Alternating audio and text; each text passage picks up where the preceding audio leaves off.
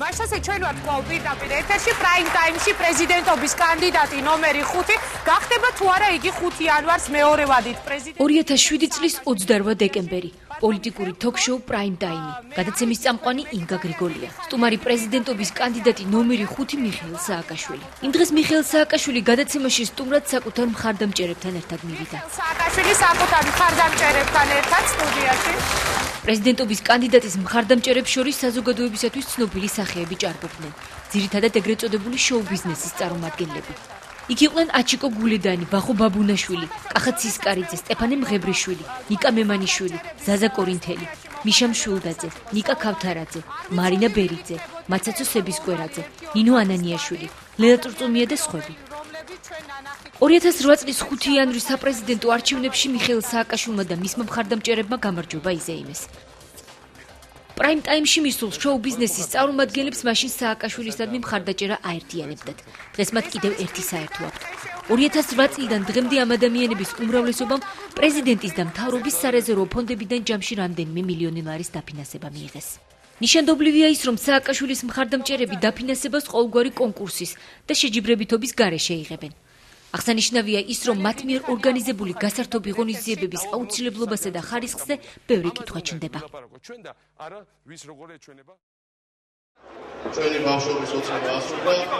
აჩიკო გულედანმა და ვახო ბაბუნაშვილმა კიდევ ერთ მეგობართან, ბექა ჯაფარიძესთან ერთად 2009 წლის 13 აპრილს შეპესეს სტეპ რეკორდ ლეიბლი დააფუძნეს. ჩვენს ხელთ არსებული აუდიტორული დასკვნის თანახმად, ფირმამ დაფუძნების დღესვე დაიწყო მსხვილი სახელმწიფო დაკვეთის შესრულება.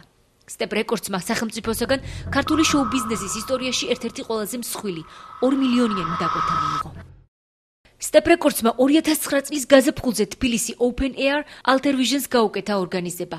კონცერტები იპოდრომსა და შარდენზე გაიმართა.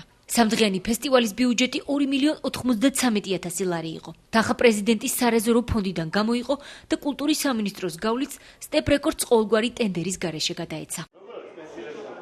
როგორ მიიღო ახლა დაფუძნებულმა ფირმამ ასეთი მასშტაბური დაკვეთა? ამ და სხვა კითხვებზე გულედანმა და ვახო ბაბუნაშვილმა ჩვენთან საუბარი არ ისურვა. ინტერვიუ სტეპ რეკორდსის დირექტორმა ირაკლი ნადარეიშვილმა მოგცა.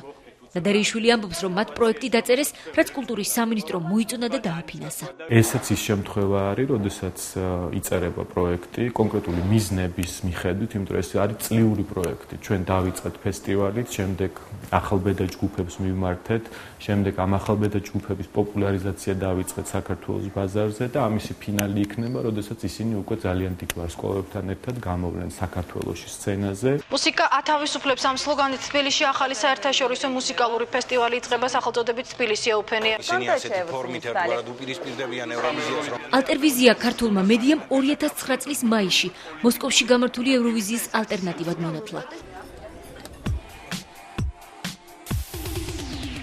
2009 წლის ევროვიზიაზე სტეფანისა და სტრიჯის მიერ წარმოდგენილი კომპოზიცია We Don't Wanna Putin შესარჩევ ეტაპზე ჟიურიმ დაიწუნა და ქართველები ევროვიზიის მიღმა აღმოჩნდნენ.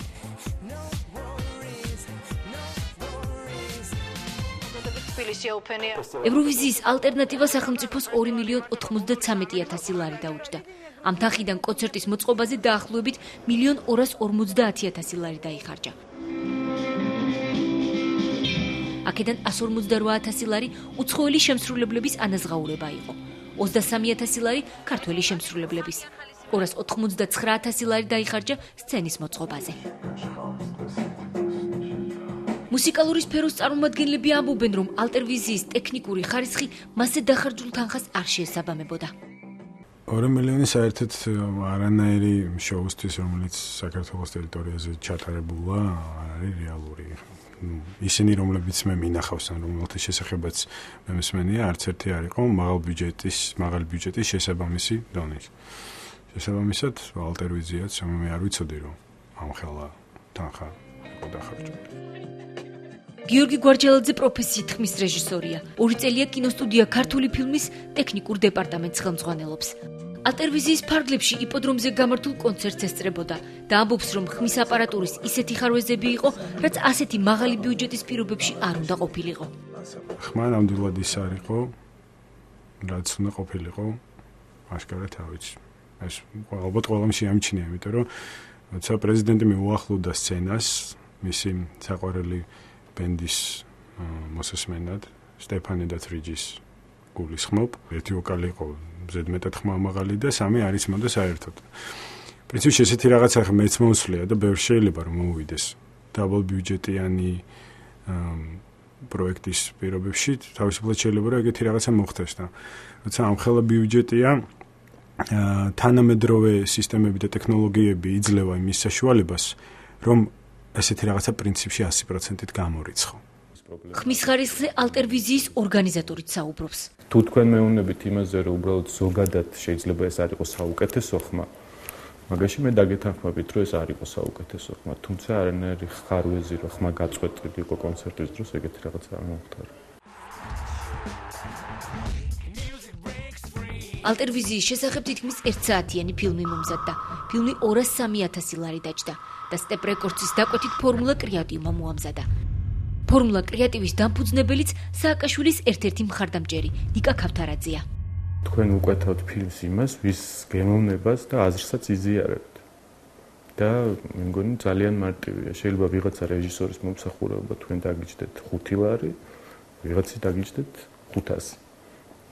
თქვენ აკეთებთ არჩევანს იმის მიხედვით, თუ როგორ მოგწონთ მის მიერ გაკეთებული რაღაც ფილმი, სერიალი, ასე შემდეგ. ანუ ამ შემთხვევაში ინტელექტუალური ბაზა და საკუთრება მათი არის მათ მიერ, ანუ ისინი ადებენ ამას ფასს და უკვე მე თქვენი არჩევანი არის, თქვენ გინდათ თუ არ გინდათ ამ ყოველფრის განხორციელება. ის რომ ფესტივალს სისტემური სახე ექნებოდა ჯერჯერობით არ შესრულდა.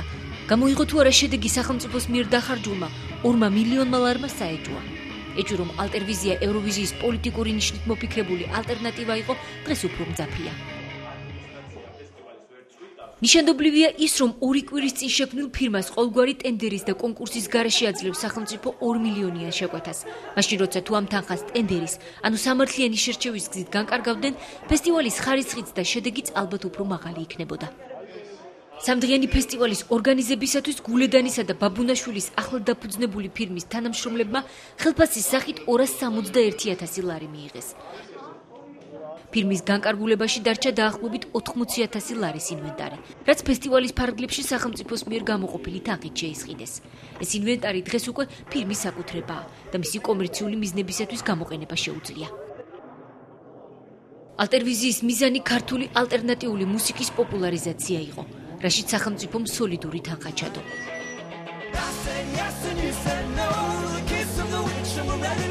ფესტივალში რამდენიმე ათეული უცხოური და ქართული ჯგუფი და შემსრულებელი მონაწილეობდა.